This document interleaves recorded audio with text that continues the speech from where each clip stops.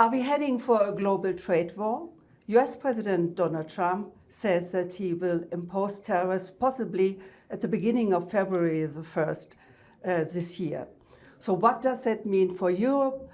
Are we heading for a global trade war again? I'm joined now by Pascal Cagni. He is head of Business France. And Pascal, are you worried? I'm definitely worried for simple reasons. Is that we have been basically building a lot of wealth all around the world through the ability to exchange goods, people, ideas. So we should be concerned. Now, once this is said, we need to remember that over the last the terms of the Trump administrations, the fact is that the trade in between my country, France, and the US have been increased by 27%.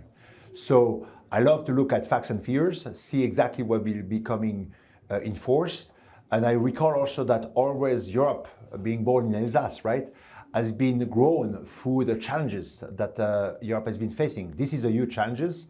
We're going to see what is the answers of Europe.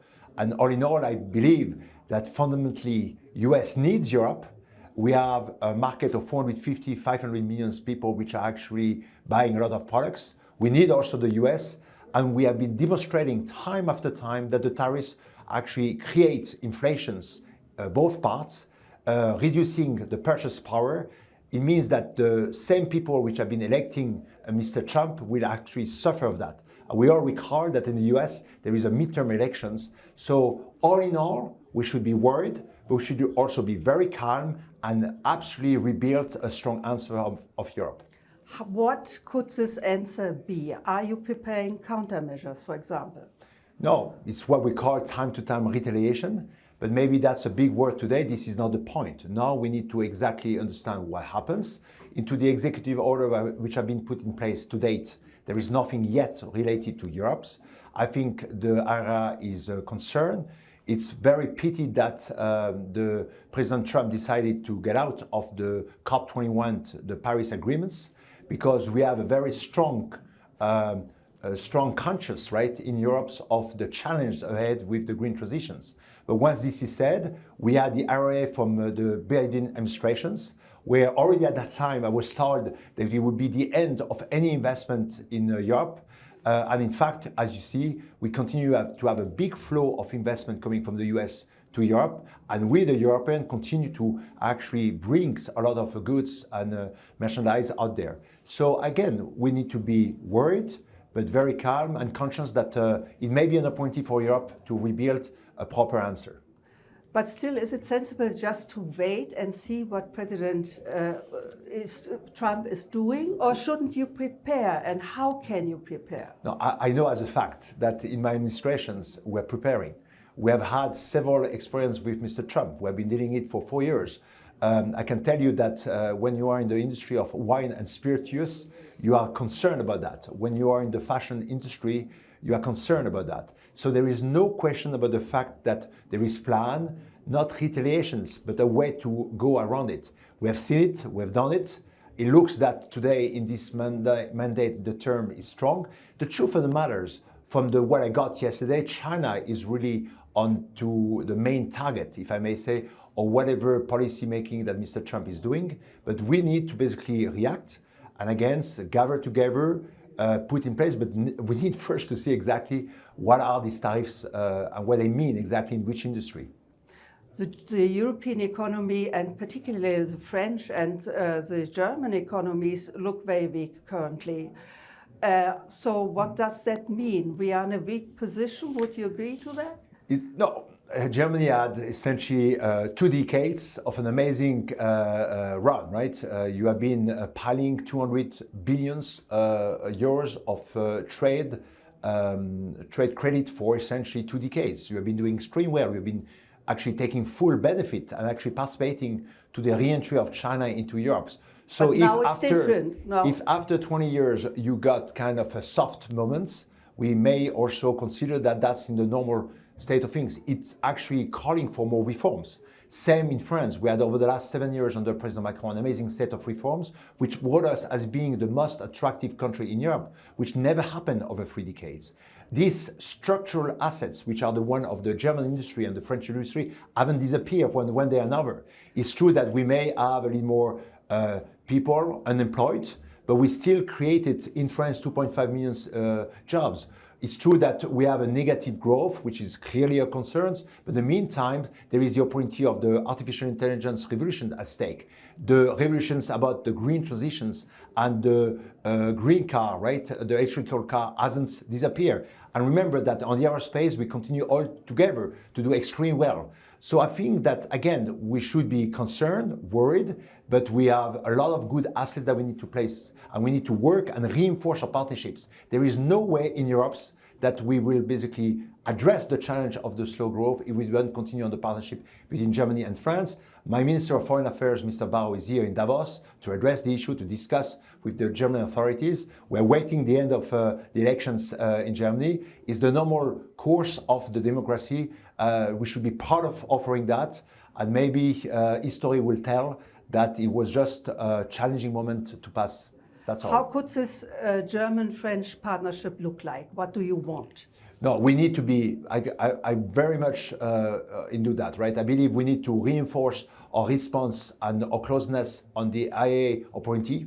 We need to develop together a much stronger area of data centers. We need to ensure that we fuel the growth by more revenue savings going towards essentially the applications layers of the artificial revolutions. We need to continue to maybe relax the regulation framework, which all came with good intentions, but today is a massive handicap. We need to basically, you in Germany need to consider that at a point of time, flexing a little bit the budgetary constraints could be a good idea. We need to continue on our side to have the France 2030 plan, which invest, as the Draghi reports, for the new energies, either the renewable energies, either the biotech, either the next generations, as I just said, of artificial intelligence layers, extracting productivity from industry. We offer a welfare state which is extraordinary, which is actually the envy of everyone. Ask the Americans people what they think about our health systems. They would love to benefit of what we do. So we just need to find this right balance. So I think there is a huge agenda at stake. There is a new commissions. There is a new era with Mr. Trump. We practice him. We know him, what he does. We will basically go out that stronger, most likely. That's my positive stance on that. But do you think Germany and France have the courage to start these reforms now? Do you feel this? No, I feel that at the layers, which is the one I'm dealing with, which is the microeconomy, the enterprise, there is definitely a very strong willingness to participate and to work together. When I'm doing a breakfast here in Davos, talking about green tech, we're inviting Siemens Energy to talk about their plan. Why? Because they've got a huge employment base in France. When I'm trying to basically talk about the new generation of transport, of green cars, we obviously talk about the car manufacturing new side. When I have a new generation in Dunkirk of people dealing with a new set of battery, Verkor, just to mention one. We're also ensuring that they can talk to the German manufacturers to have a proper sourcing. So yes, it exists at that level. We have in an interim period with some political instability in France, same in Germany. It happens the two coincide at the same time. When that will be over, which is a question of few months, few quarters, I'm not going to tell you that everything is going to be easy, but I think it will go through that. So today, we need to basically listen to what the US are going to essentially implement, prepare strong answers, be very united, to ensure that the trade, which has been the reason of a success and the welfare we created for our societies, right, continue to run. That's really what we believe. Do you think Europe has the strength to answer with one voice? Isn't it a bit disparate at the moment? No, Europe is not a federal state. Europe is diverse. You talk to someone which was an Italian, son of an Italian immigrant which came in Alsace, nearby the German borders, which kids are essentially married to a German, to an Italian, to French people. And that's the Europe of today. You can go from one place to another in Europe very easily. We have got the Erasmus program, which means that your kids, my kids have been traveling all over the place. So I think Europe takes time to build up, but it exists. It's not anymore just a dream like 50, 60 years ago. But do we have this time? We need to accelerate. We need to work harder. We need to be more aggressive. We need to do fewer things well. We need to mobilize better our savings. That's the whole concept of the Union of Capital, which is clearly on the agenda very high, which has been supported obviously by President Macron. So I think things will come. And you know, we haven't built Roma in one day, and we are not building Europe in one day. It's going to talk. So I don't want to tell you something too optimistic, but it's happening every day in the companies. There is no one more startup in Europe or in Germany which doesn't think about not only serving anymore only Germany, but right away Europe. Same for France. So let Europe do its jobs, put a little of regulations, frameworks, not too much, check if it's basically handicapping or not, creating an issue for the company, and then we'll see how we will react. But at the end of the day, I can tell you, having been working for American company, that the US need the market. Europe is always at 25, 30, 40% of their overall revenue. They cannot ignore it. And we know that they will continue to invest and that we will also ourselves go to the 300 million market of the US, guaranteed. Talking about France, the right-wing party is very strong in France. Does it worry you from a business perspective? No, it's looking at the economic program, which is the worry. And the truth of the matter is, either on the left or the right, it looks that some of the reform, especially challenging again the pension reform, when you could see that from the outside, is someone surprising, if not being bizarre. When you look also at the cost of the labor, right, which has been going down, where we also reduce the production's taxes to get closer to Germany to be able to rebuild sites, yes, that's a concern. So yes, from an economic point of view, the program of both the far left and the far right is a concern.